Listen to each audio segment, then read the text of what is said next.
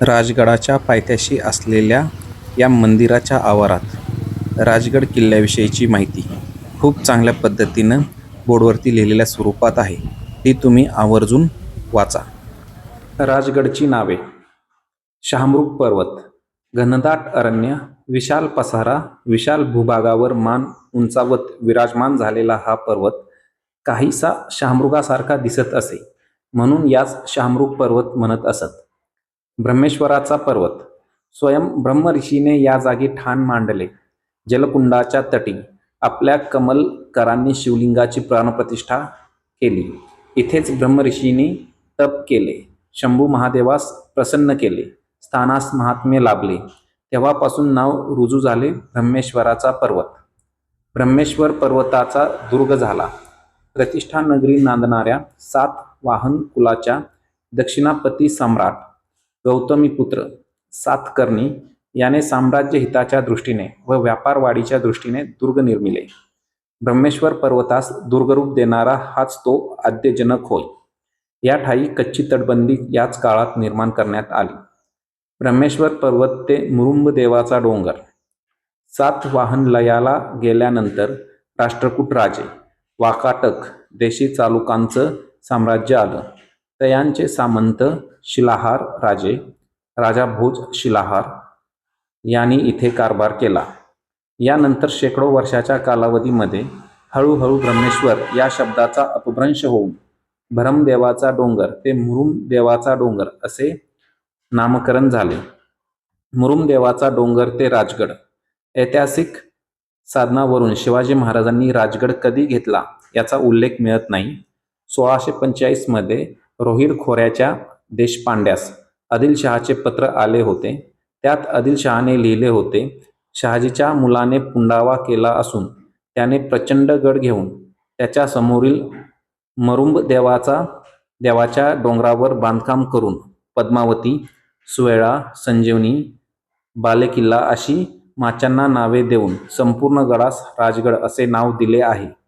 यावरून तोरणा घेतला तेव्हा राजगडाचे बांधकाम होऊन गडास नाव देण्यात आले होते.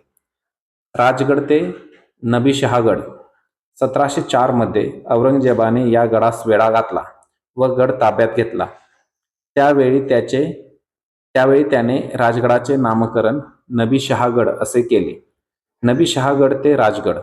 औरंगजेबाने हा गड जिंकून घेतला, पण हा किल्ला मोगलांना जास्त काळ राखता आला नाही. परिणामी थोड्याच दिवसात मराठ्यांनी नबीशहागड ताब्यात घेतला व त्याचे नामकरण राजगड असे केले. राजगडाचे दरवाजे: शिवाजी महाराजांनी आज्ञापत्रात लिहून ठेवले आहे की दरवाजे बांधावे ते खालील मारा चुकवून पुढे बुरुज देऊन येता जाता मार्ग बुरुजाचे आहारी पडून दरवाजे बांधावे. किल्ल्यास एक दरवाजा थोर अयब दोष याकरिता गड पाहून 1, 2, 3 दरवाजे तैशाच चोरदिंड्या करून ठेवाव्या. त्यामध्ये हमेशा राबत्या पाहिजेत तितक्या ठेवून वरकड दरवाजे व दिंड्या चिणून टाकाव्या. इमारतीवर मामलेदार गौंडे आदी करून ठेवणे ते बरे शहाणे.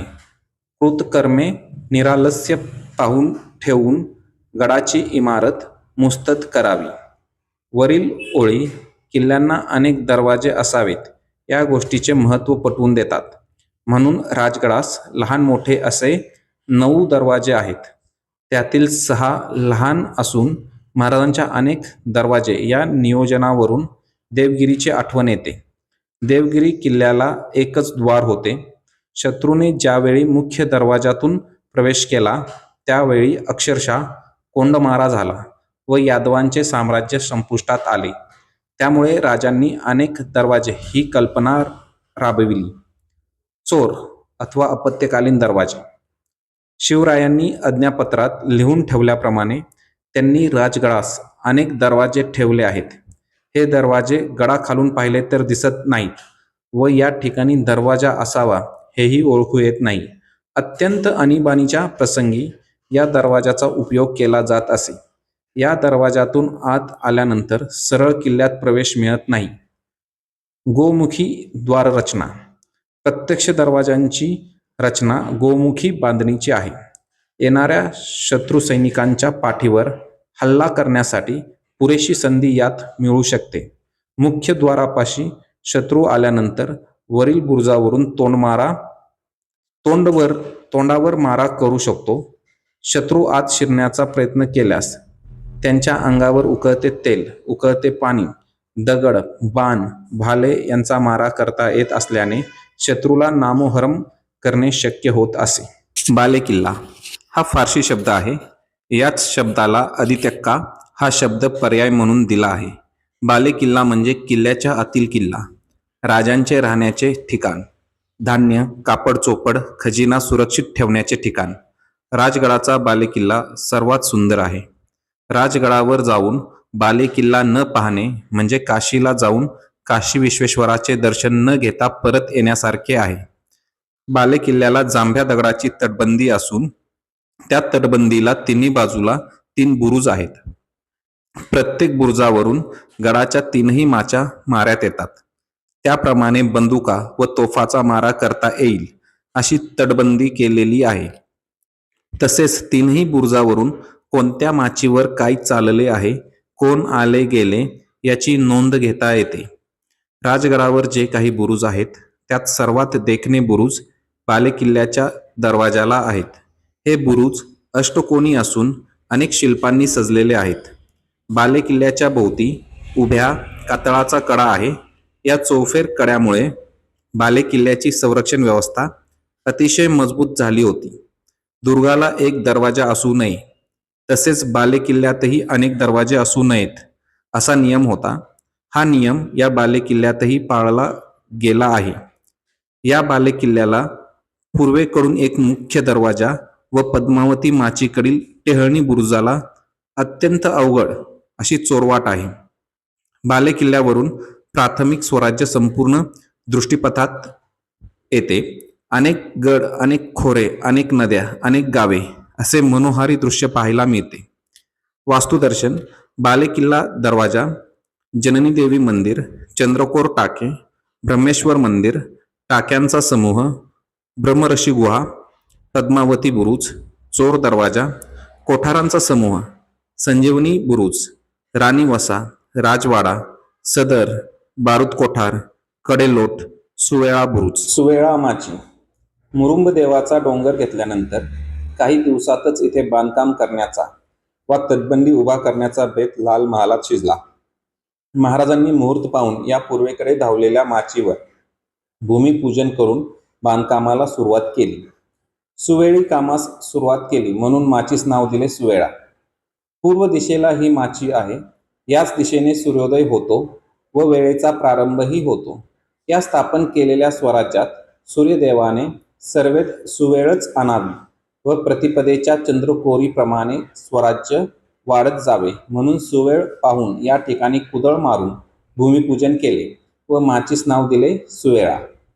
वास्तुदर्शन सुवेळा माची प्रवेशद्वार, गुंजवणे दरवाजा, महार टाके, डुबा, तालीमखाना, दक्षिणमुखी मारुती, सदर, मल्लिकार्जुन मंदिर, ब्रह्मर्षी शिल्प, काळेश्वरी देवी, तळ्यातील पंचलिंगी महादेव, भगीरथी मंदिर, जलकुंड, काळेश्वरी बुरुज, चोर दरवाजा, 3 खांबी टाके, तटातील गणपती, कळवंतीचा माळ, अंबारी बुरुज, नेडे, हत्तीप्रस्थ, मळे चोर दरवाजा, गुहेकडे जाणारा चोर दरवाजा, तटबंदी, तटातील तलाव, चिलखती बुरुज, चपटदान मारुती.